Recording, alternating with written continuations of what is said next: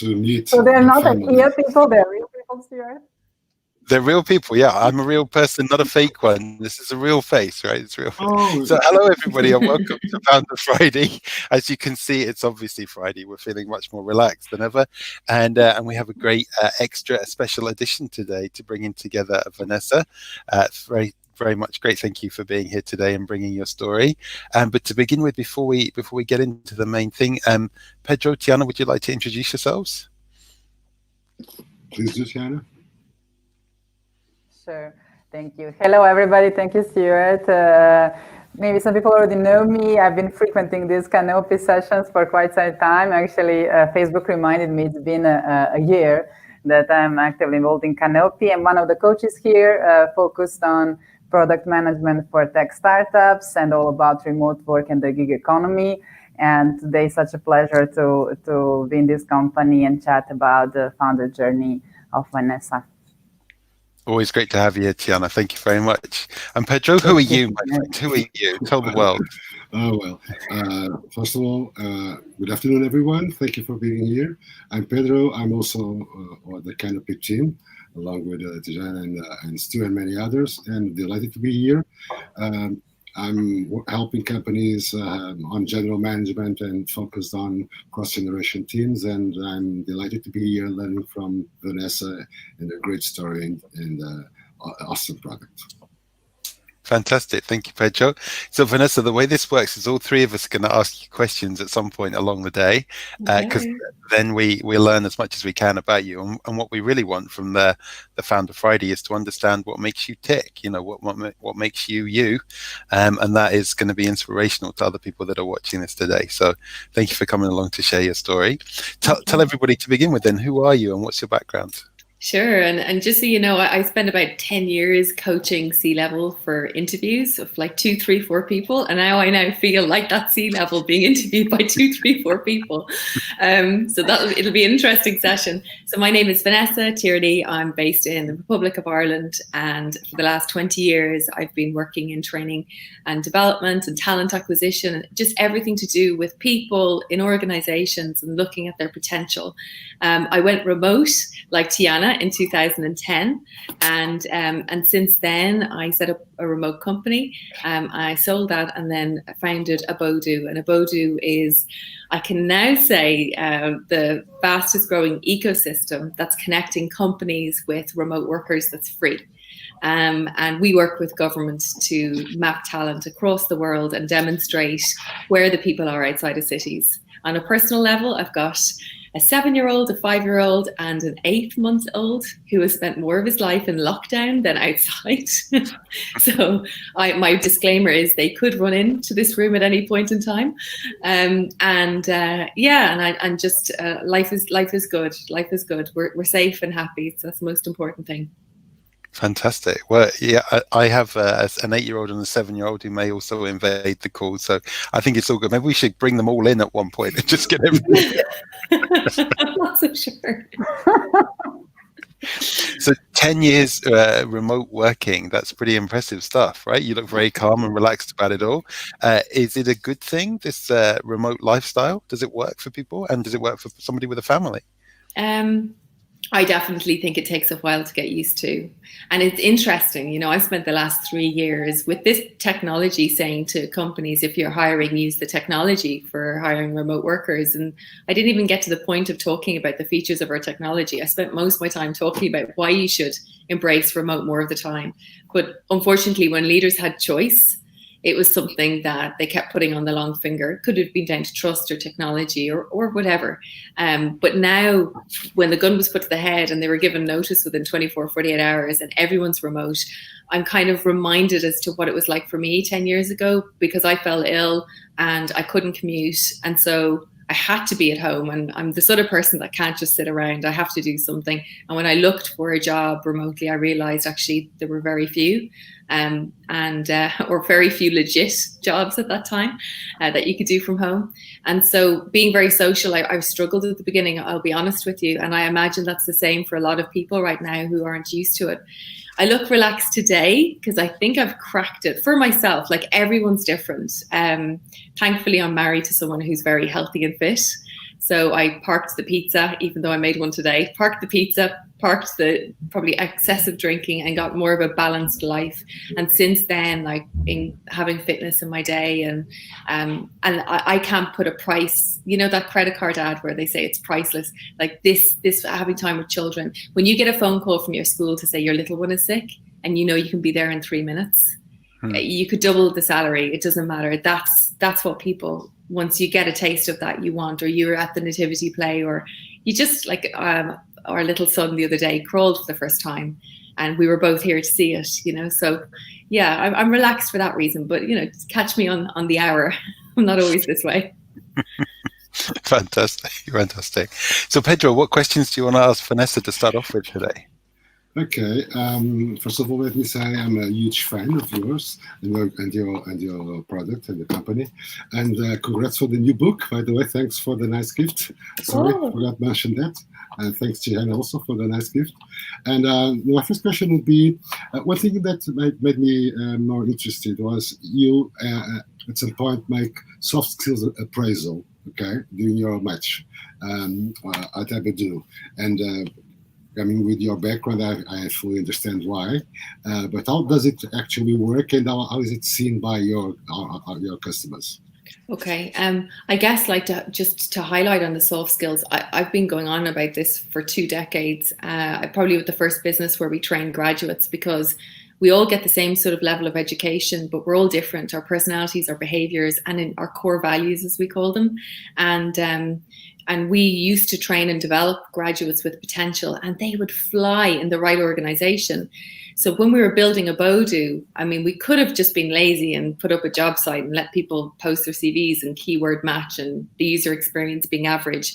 But, you know, we felt like it's time to actually bring the user experience to another level. And one of the integral parts as a hiring manager or recruiter is to be able to assess the soft skills as well as the hard skills. And so it's an opt-in right now. So individuals decide what soft skills they have and they put them in, but that feeds into a matching algorithm. And so I'll give a classic example right now. There are millions of people losing job in tourism, retail, hospitality around the world. And maybe they're feeling like their industry is really being hit and that's it. They're not going to get another job. But they have acquired soft skills like communication, time management, that can be applied to other industries like online e-learning or online retail tech support.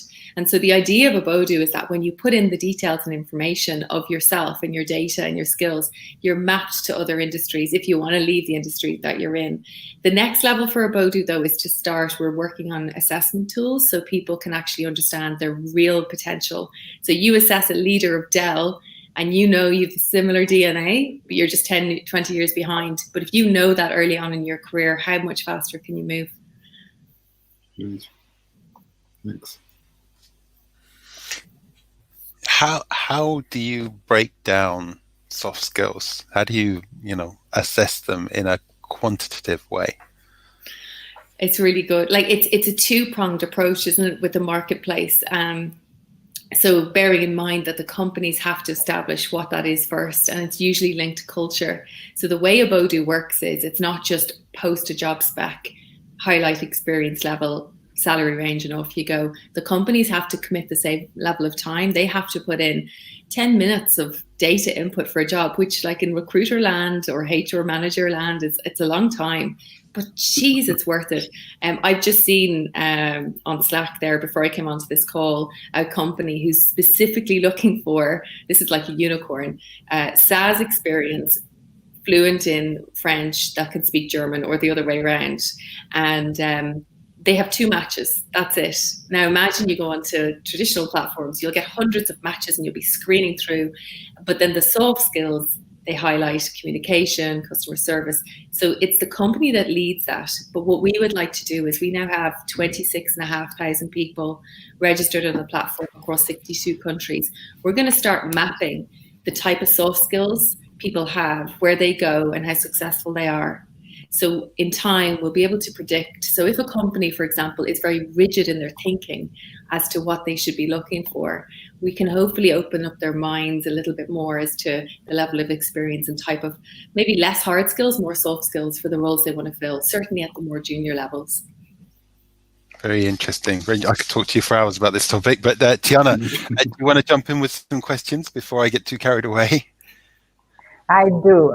Actually, I'm going to jump in with two questions. One of them is my favorite question, as I always want to know when we talk about startups and entrepreneurship, how do you go about validating your idea without huge investments?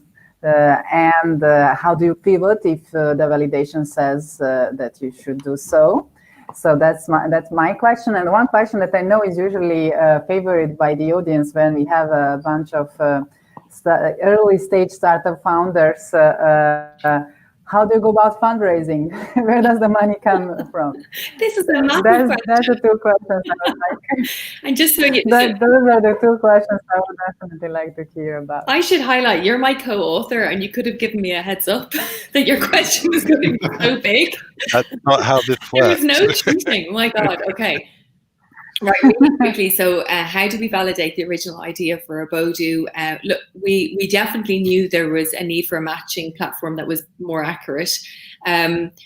We validated the demand around smart working. Like I say smart working because remote working is just a type of work. Smart working I see as every form, co-working, hybrid, gig. So we started to research, and you could see certainly in America and Canada and the Netherlands, they were starting to embrace this about 4 or 5 years ago. So the market was there, but probably the eureka moment was in Ireland. Shopify had landed here on the West Coast, an e-commerce platform who had no intention of having an office, which kind of blew the mind of the government. You know, traditionally it would have been, here's the office, let's have a tour, let's walk around, you know, the VP's in this room, and no, we don't want that. We just want to know good connectivity, talent. And so there was a real gap. No one was mapping the talent, certainly outside of the cities. And when you think of like smart working, you're now accessing amazing diversity. So people who are slightly older, they're not ready to retire, remote working, tick, returning parents who can't justify childcare costs, another market, people with mobility challenges. So we felt like if we could build a platform but allowed people to be anonymous, maybe they would, at the initial match, maybe they would feel confident about, you know, embracing it. And of course the commuters who were sick of driving. And then the validation piece was working with some big companies like Vodafone, Deloitte, who kind of used it, leveraged it and gave us feedback. But like we're on version 4 of Abodu, and I'm sure there's going to be about 25 more versions. We're constantly improving. And then the pivot happened in March. Everyone assumed when COVID-19 hit, they were like, geez, you're onto a winner. You're going to be making millions. The reality is, companies froze in fear. They weren't ready to hire. They weren't ready to post jobs. And then you had, what is it now? 400 million people have lost their jobs in the last 3-4 months globally.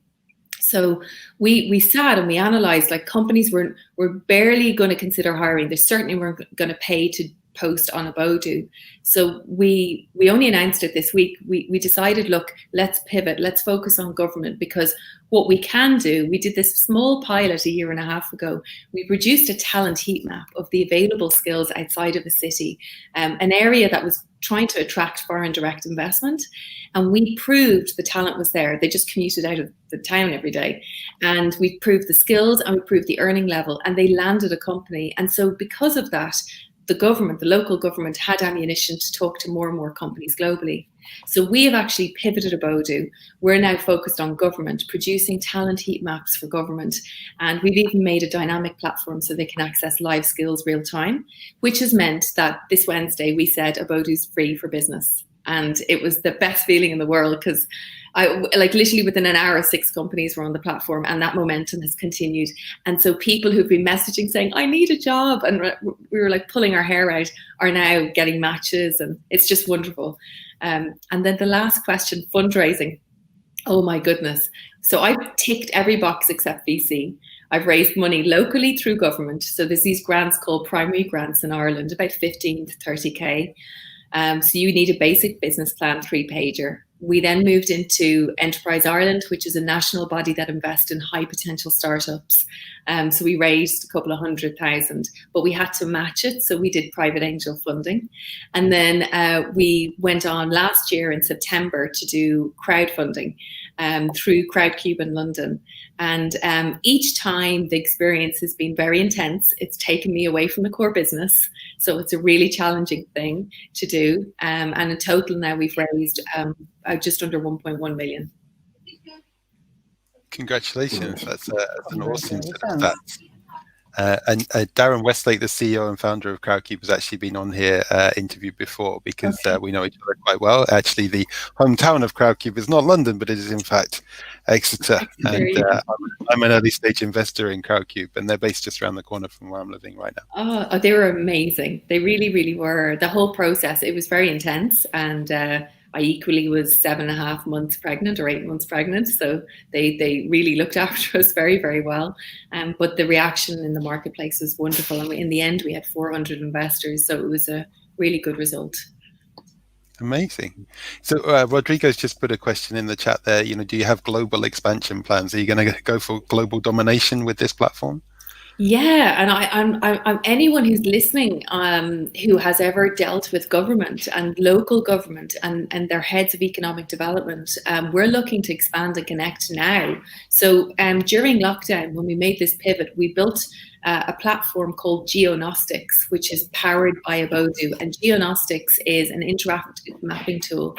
Government can go in and say, right, we're going to try and win a deal from San Francisco. We're going to try and get a company to land here.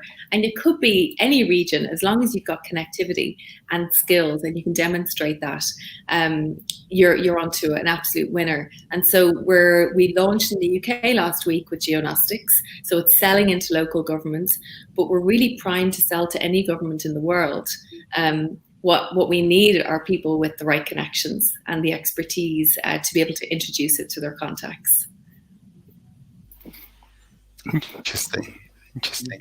Yeah, recently I interviewed somebody also from Ireland, but a slightly different part of Ireland, I think, called Irene from C-Sense. Do you know Irene at all? She followed a very similar path to you in terms of raising funds and stuff. They have the bike lights, the smart bike light that collects all the data for how people travel around cities. Okay. I don't know her personally, but I've read about Sensi. That's great. Yeah, it's a really interesting concept. Pedro, what are you thinking? What questions do you want to ask? I love the pivot for the government, and it's given me just the right opportunity to move there, the conversation. As far as I understand, now you are focused on local governments, and as you see in Europe, there will be a shift in a lot of things in the economy in the next 5 to 10 years due to this crisis. I'm sure about it, and there's they're thinking on a strategic plan, and everyone is being looking. The question that's quite mixed is, one, would it make sense for you to focus on a national country, not just on local governments, as in a means to help them attract foreign investment, / how do you see these as the shifts that will occur in the market? For example, you'll see, I bet you'll see a lot of new industrial jobs arising and less on the service area, for example. Now, do you see these, and how can you help how can you be part of this youth transformation we are all about to see in the next coming years? Yeah, Pedro, you're so right. And the product is now ready to do support nationally. But we're currently doing a county-wide campaign at the moment. And essentially where Abodu fits in is it can reboot economies because it's going to connect people with opportunities, but we also identify the skills gap. And we can mirror that skills gap as to where industry is going and plug it in with e-learning providers. So it's the ultimate ecosystem for a government. I compare it to like the COVID-19 tracker, where it's trying to understand what's our health, what networks are we in, so we all stay safe. Whereas this application allows you to upload your skills, find the gaps, match opportunities, not just locally and globally. And for governments, outside of just attracting foreign direct investments, it gives them the insight to know where should we put digital hubs across the country. Because let's face it, not everyone will want to continue living in a city after this experience. Where should we roll out connectivity? And certainly I know in America, for the Irish diaspora, there's been a lot of feedback around them considering moving home. The blocker before was, can I move home? Do I have to take a drop in my salary? The career aspiration is not as big in Ireland as it is in the States. But actually now that companies are removing walls, Tiana, like our book name, anywhere is possible to go. And so the ideal thing would be that countries use our product as a way of knowing what their asset is, connecting them to learning to fill the gaps, and then positioning that country on a global stage to say, look at the talent that we have, and the connectivity and the digital hubs land here, remotely or physically. Perfect.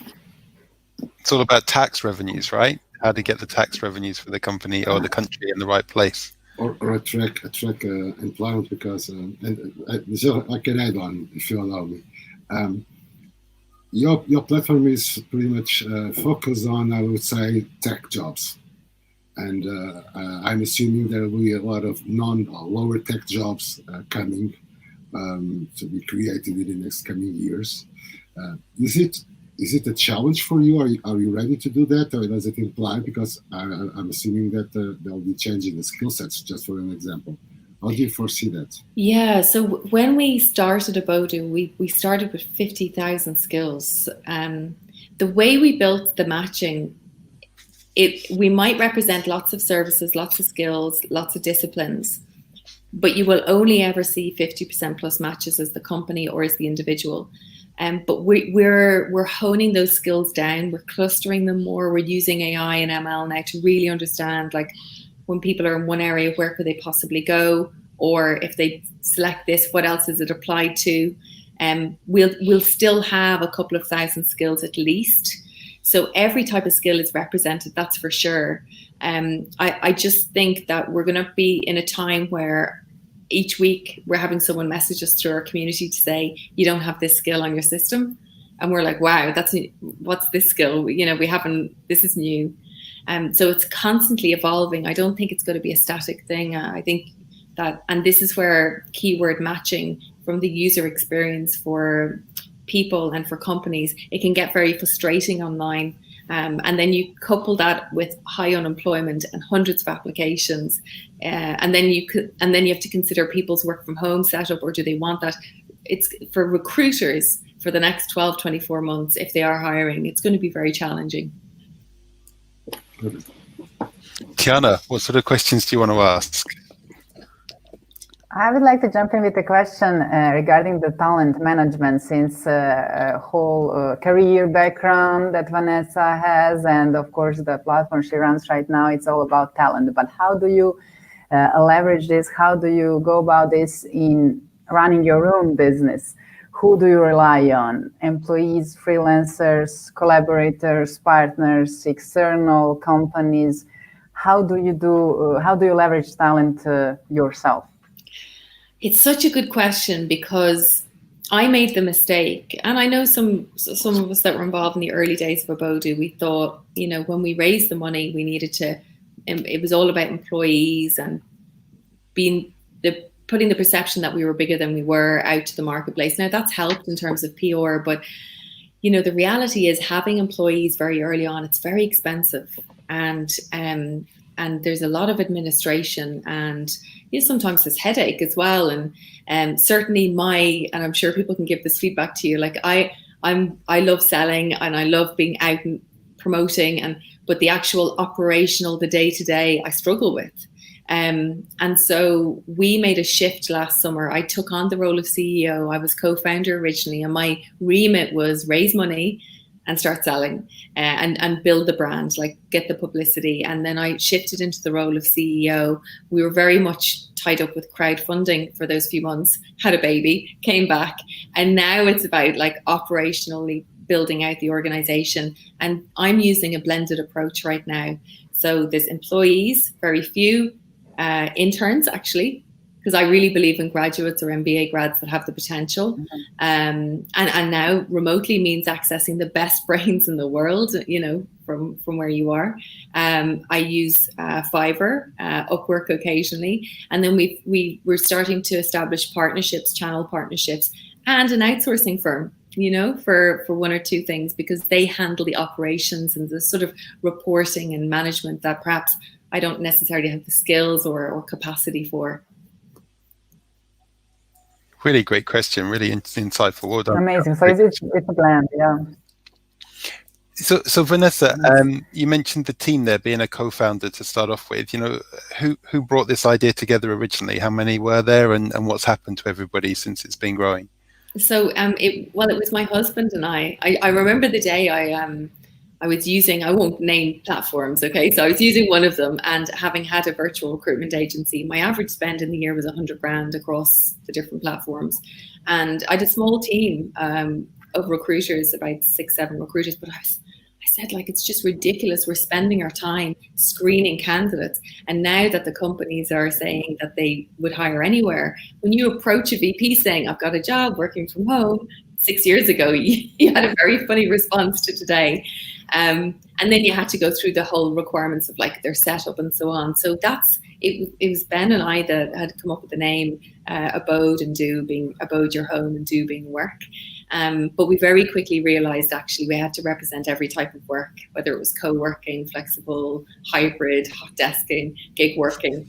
And then the early team had a really amazing CEO in place initially. She had worked actually for another huge job platform, but it was just, we were too early stage.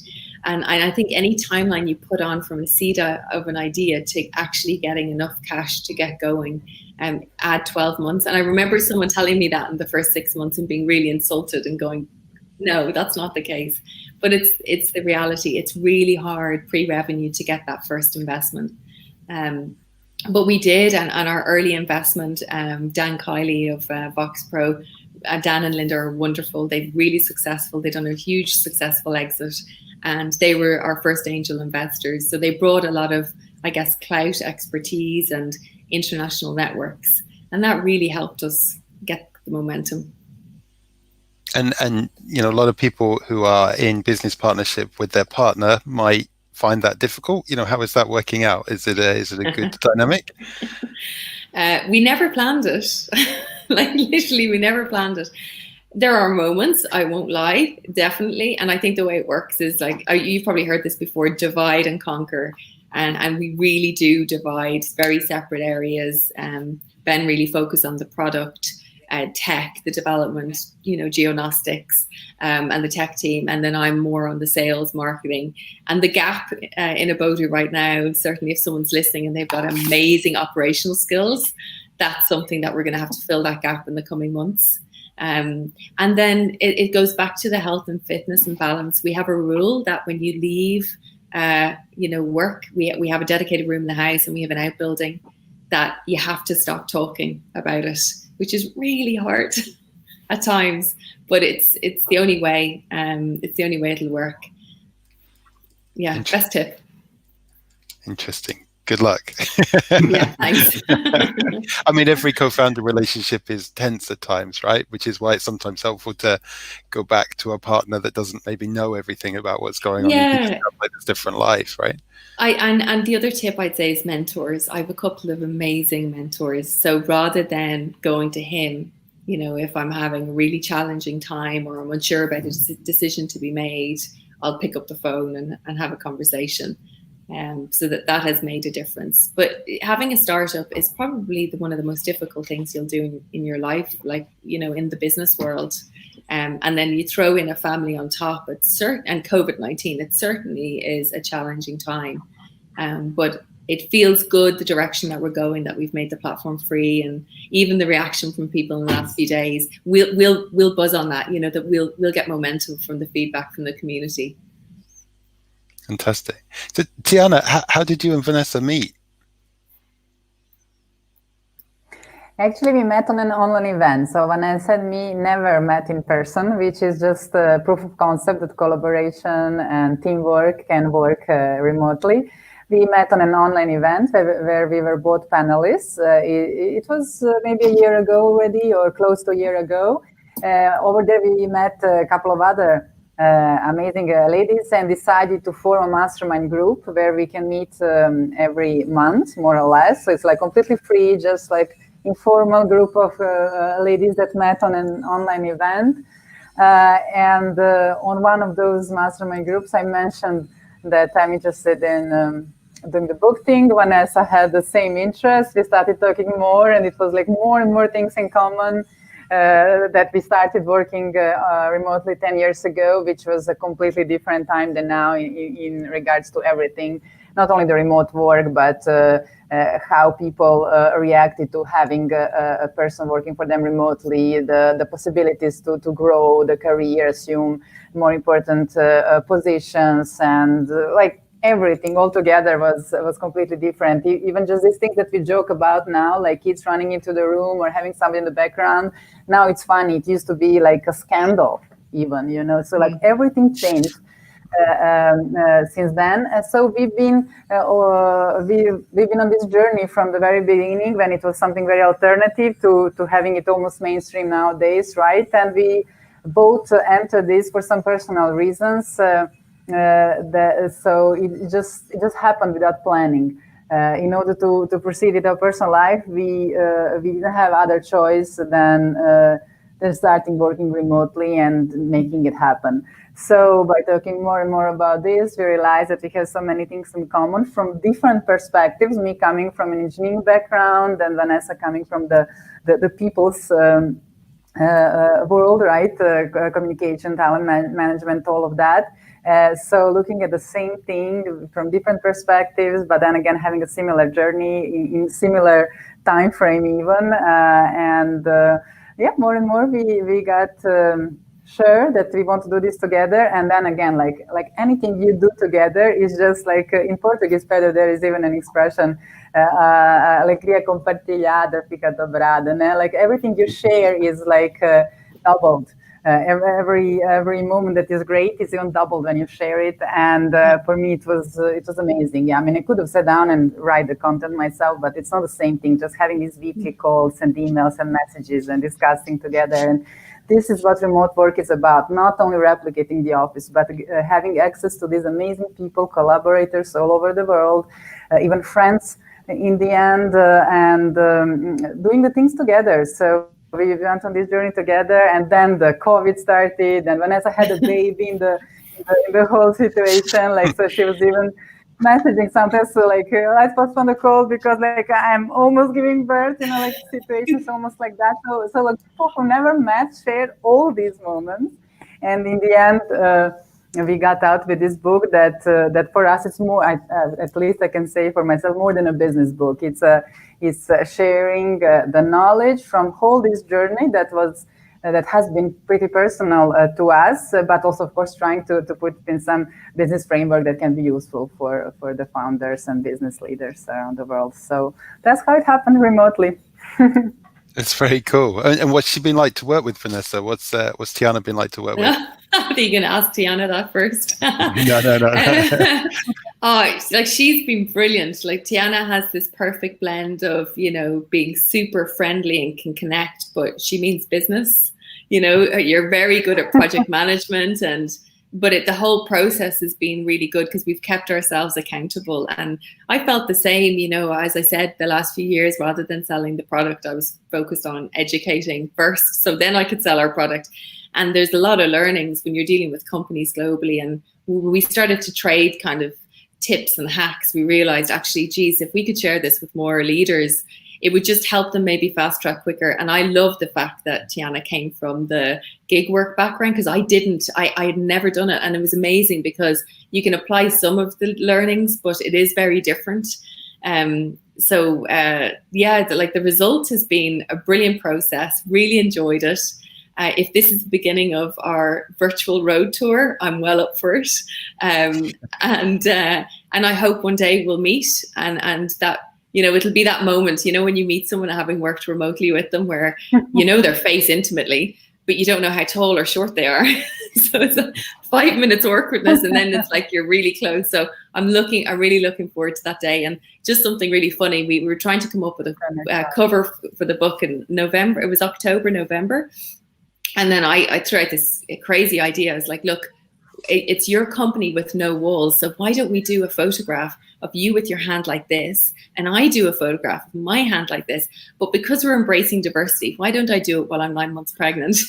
So we shot this photograph and created a virtual wall. And let's just say we didn't use that cover in the end. We went for something slightly different. But Like the whole thing was just wonderful, and I'd do it again in a heartbeat. But that was actually when we discussed the what you said, like we don't know each other's hate and stuff. And then we discussed this because we thought, like, are we going to be a good match in a photo? Then I even said, like, well, your hair is pretty big. I think you're going to be a good match for me in the photo. Like, it's now like weird when you say these things, but somebody you're in touch with on daily basis and share so much, and you've never seen in person. But it worked out. It worked out. I mean, it's an interesting topic, and it's great to see like the joy that you've had in this journey, because getting a book together is like quite an ordeal. But this whole, how do you make a connection when you like a genuine human connection when you never really meet? Because for most people, that human connection happens through touch and smell and those kind of like body language things that you can't really get through a camera. So how have you guys achieved that? Between us? Or just, well, the masterminds help. And this mastermind sounds like it's very high level, all about education and C-level stuff, but it's actually part of the mastermind is just saying, this is how I really feel. And I think that the connection that you can make now, certainly with Tania and I, is I know beyond her work and skills capability. I know who she is. I have an idea of her background. I have an idea of her family. I have, what she loves to do out in the water, and that it's connecting. And then even down to what's in someone's background. Like, I remember asking, she changed position. I was like, oh, did you paint that in the background? It's these little things make it the human connection, I think. And it's the consistency. I think it's hard to get good discipline, but these weekly calls between us. And can I just say, she is the only person I have worked with in the last 10 years that abides to a 15-minute meeting. Everyone else runs over, or they went. But we can have our meetings in 15 minutes, so it's possible. What do you think about that, Pedro? Are you capable? And on top of that, we squeeze in the small chat. Sorry, Stu. In these 15 minutes, we squeeze in the small chat because we really value it. So when we start our conversation, we say what's been going on like in our private life, and we refer to the background as well, because this is a nice opening, and this is what people usually miss on these in real encounters. In some super sterile like meeting rooms, and everybody's suited up, and you're there physically, but are you there personally? Like this, you enter somebody's home. Sometimes person is almost in pajama with the morning coffee, like for me it's like 9 a.m. right? And then you see something in the background, you refer to that. This is a nice icebreaker, and you enter a person's home in a way. So all these nice wallpapers that we mentioned, that even IKEA is providing right now, maybe we don't really need them unless you really need to protect the privacy of other family members, because this is the way you connect. And I think that was, within those 15 minutes, we always found time for some small chat, but that means that is like huge, I mean, it's huge value. It's huge. What do you think, Pedro? I fully understand. To be honest, I'm not sure I would comply 100% of the time. Because sometimes I tend to become more involved too much in the conversation. But to make executive decisions, I fully agree. It's a good model. And actually, we prepare best when we know we have a short time of meeting to make a decision. And lack of preparation is usually the mother of all bad meetings. I've learned a few years ago from a guy that a 3 hours meeting is prepared in 3 minutes, but the 3 minutes meeting is prepared in 3 hours. So I'll leave it like a motto. Exactly. And to be honest, probably the best meetings I had all over my life were shorts, because everything was settled, just like shake hands and that's it. And very, very fast to make decisions. But I have a question because of what you're seeing as what happened is in jobs is a huge digital transformation by definition, or if you want, because of a disease. Now everyone is working remotely. Well, actually not exactly now, but a few weeks ago, everyone became from normal work to remote work. And one thing I find is, and I see this actually talking with a lot of people, including friends of mine who are running companies and stuff like that, is that you need to be trained to work with a team that is remote or hybrid. I understand for your introduction that you have to train 5 years ago, 10 years ago, you had to train your clients to actually buy a recruitment process for a remote position, but now they are convinced by the disease to actually do that. But I see there's a gap in terms of one actually really being able to manage that relationship with an employee, and that can lead to a negative impact on the employee, of course, and lack of bad usage of this free working process that we are now assessing.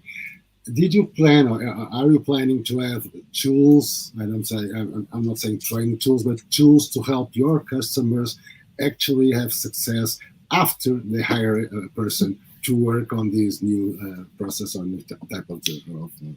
Yeah, it's such a good question, because I think in the last couple of months there was no time to really evaluate, are we doing this well?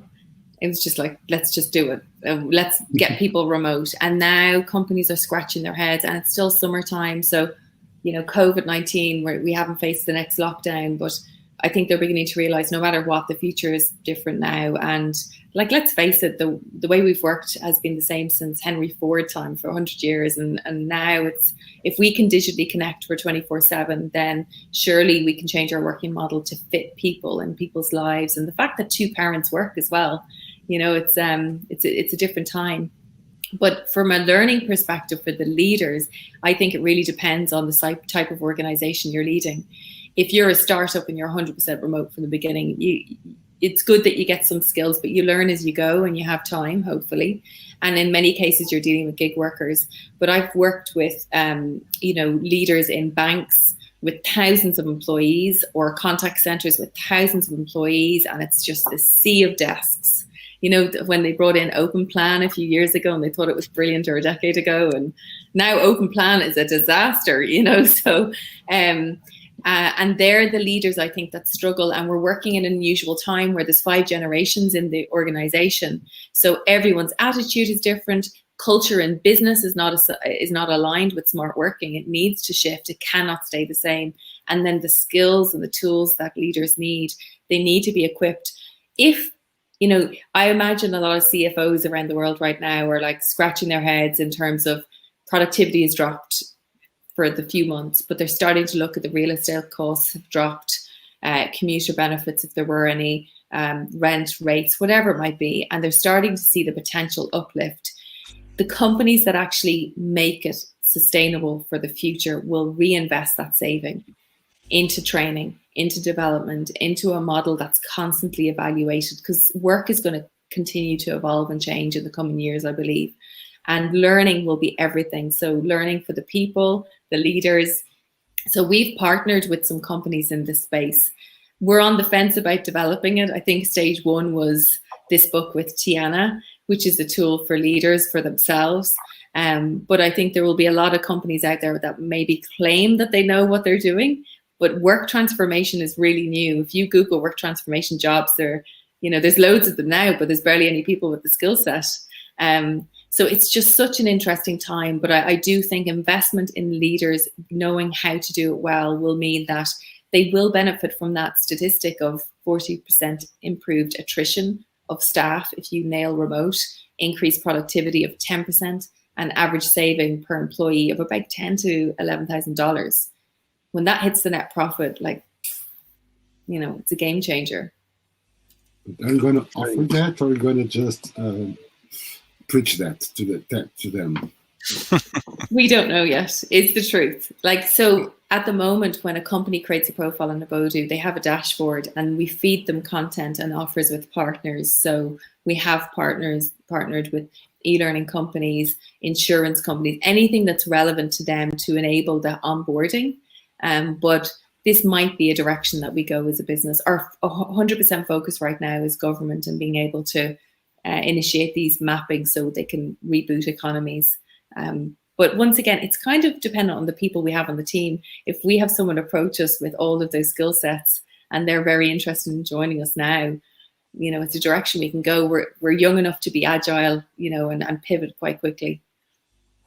That's great. So we've got a couple of really interesting questions in the chat, which we'll get to in a second. But I just wanted to get your view really on a topic which I don't really know how to explain, but it came up in our Future of Work series. So one of the panelists said he spent a long time teaching his son about a strong handshake and the importance of that in the workplace and when meeting other people as well. And he said one of the strange things for him was just trying to work out when, if ever, his son was going to shake somebody's hand, because obviously with the COVID stuff, it's changed, right? And for me, living and working in Portugal, one of the things that really changed was it wasn't just a handshake, it was a hug, it was the kisses, it was the warmth of the interaction with people, not just the things you did together, but you actually had this kind of open-hearted connection. And so I just wondered, from your perspective, what's the next 6 to 12 months look like in terms of real people interactions, hugs, handshakes, kisses, and that kind of connectivity stuff? It's really hard. I love a hug. I think Tania and I discussed this, didn't we, a few weeks ago? We were just saying we miss that. Yeah, yeah, it's that we cannot use with the mask. Yeah, and like I look, we're not going to be hugging, that's for sure, or kissing for at least 2 years or a year and a half maybe. And I don't think we'll be handshaking because, you know, you might be risk adverse, but then someone else could be the complete opposite. So I think we all have to respect each other's space. Geez, I hope we don't get to a traffic light system, you know, for red, orange, green, you can hug me. But I do think that we need to, I worry about not so much millennials. I worry about people probably in their early 20s, just out of college. And, you know, this is the generation that has done a lot of communication via text. And even the idea sometimes of a phone call for a chat or a video call, it's just not the same. And now they're in a world they're removed. You know, I was spoken to a university the other day because we're partnering with universities now. And they were saying how Freshers Week is 100% remote. And that's really daunting, you know, and in Ireland, I don't know if it's the same. They're missing like that.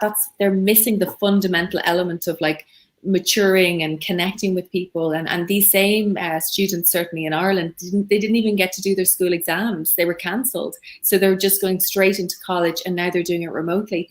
So I do worry about that. This is a personal project I've done.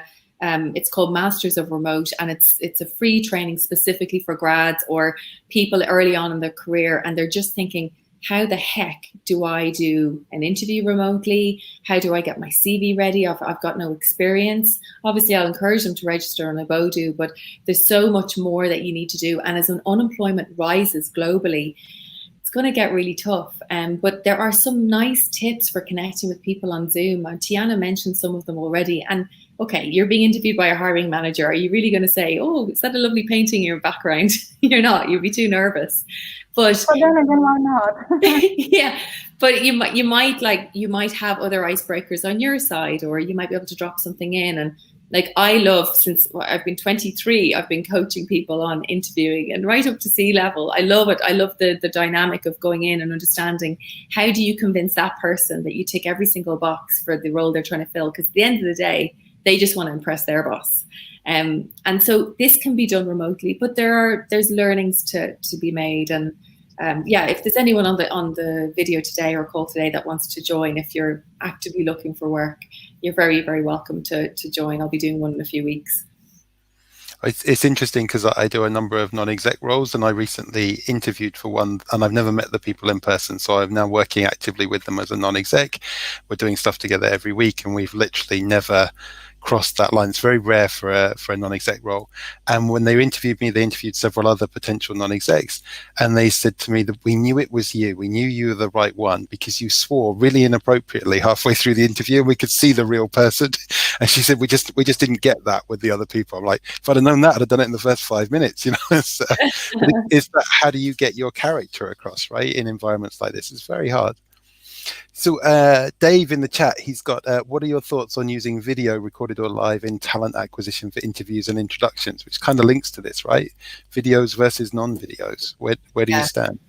I stand on it that video is really good. It's so important. You can't assess and connect and evaluate on a phone call or remotely, you know, by just CV screening or using assessment tools.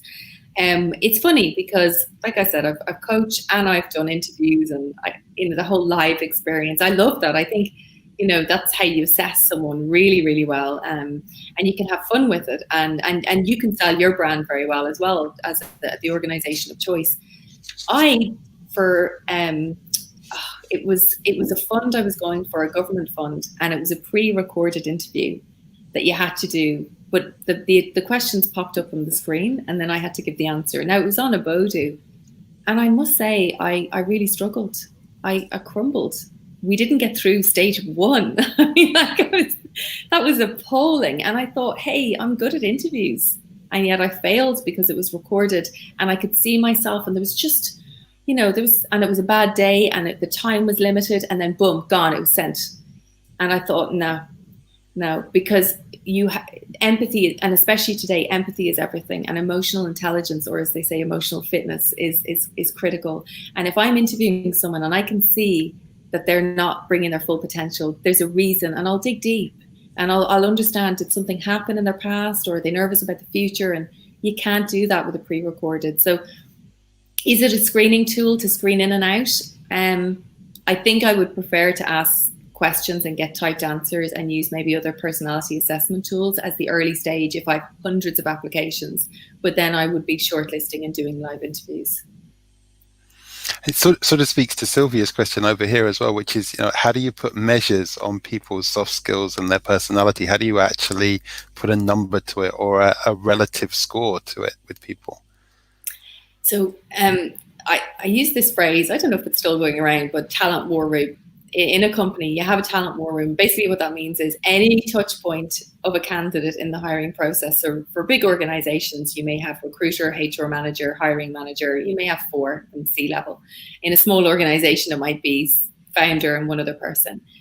But before you even write a job spec or push it out to the big bad world, you have to have an honest, open conversation as to the culture of the business and the soft skills that you're looking for.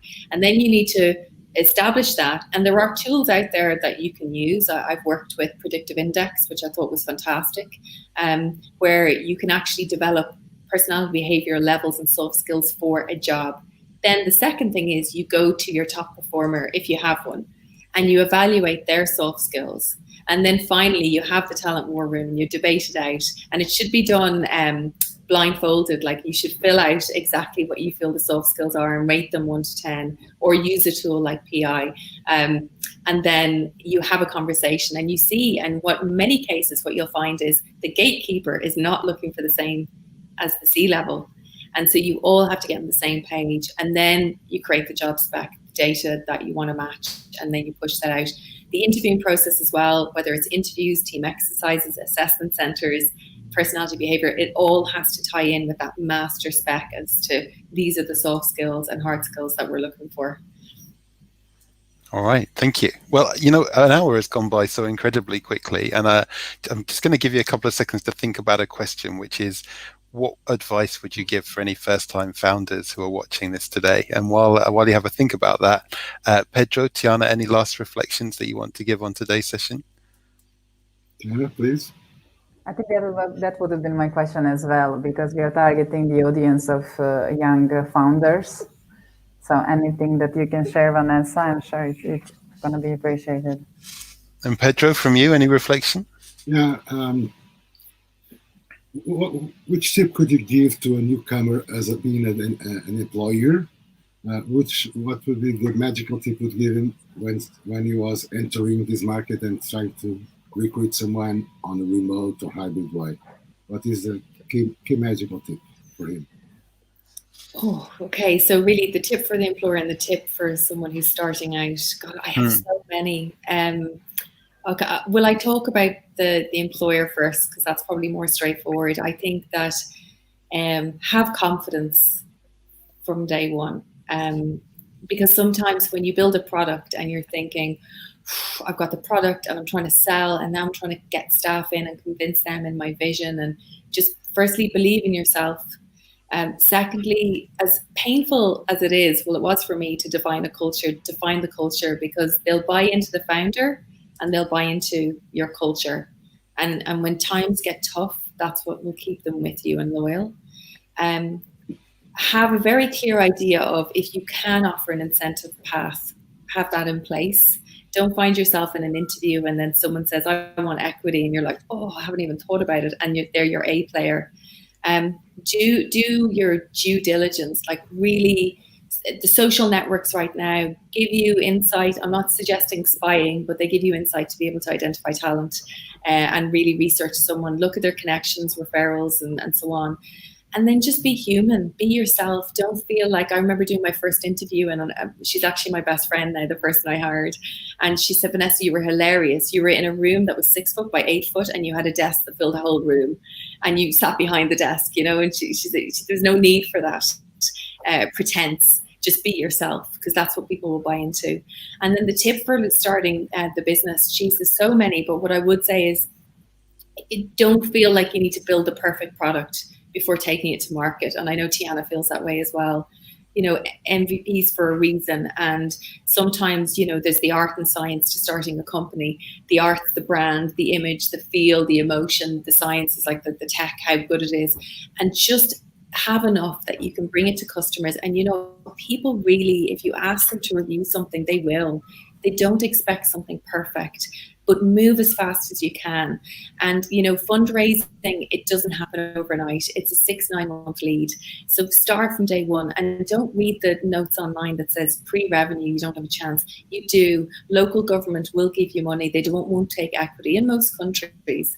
And then the other thing is have a break. You know, it's so intensive that you can connect 24/7. Don't care if you get a troll online that says something bad or a bad review, because just go back being yourself. And then the final thing, I'm a big believer in writing goals and visions, and I've started doing meditation every morning. So I do sound hippie now, but it has really helped me through the tough times in the last few months to visualize where you want to go with the business and personally, so you can kind of stay on track and stay pumped during the day until you pour that glass of wine. And then the final motto that I've used for frickin' years is like, life is a journey, not a commute. And, you know, it really is now more than ever. Great. Life is a journey, not a commute. I love it. Yeah. Well, I think, you know, I really want to say thank you for being here today. It's been a wonderful conversation, really inspiring. And I hope every first-time founder who's watching this today has been able to take something away from your story. A great big round of applause for sharing so openly with us. And as ever, Tiana and Pedro, amazing to have you here, and for all your questions and shedding your own inspiration into this as well. So I wish you a lovely Friday and a lovely weekend with your family, and good luck with everything on your journey. And of course, the book, which we shall all be reading after this episode today. Thank you so much. I really enjoyed it. Thank you, guys. Thanks, everybody. See you later.